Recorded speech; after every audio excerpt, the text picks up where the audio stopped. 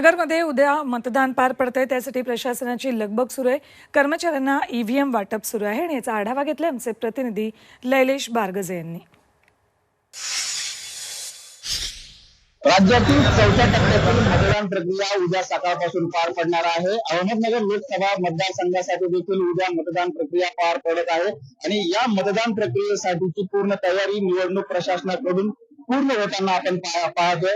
या ठिकाणी आपल्याला ईव्हीएम मशीनचे जे भाग आहेत, ज्यामध्ये व्हीव्हीपॅट आहे, बॅलेट युनिट आहे आणि कंट्रोल युनिट, हे सर्व ईव्हीएम मशीनचे भाग या ठिकाणी वाटप केले जात आहे। त्याबरोबरच मतदान केंद्रावर लागणारे साहित्य देखील वाटप होत आहे।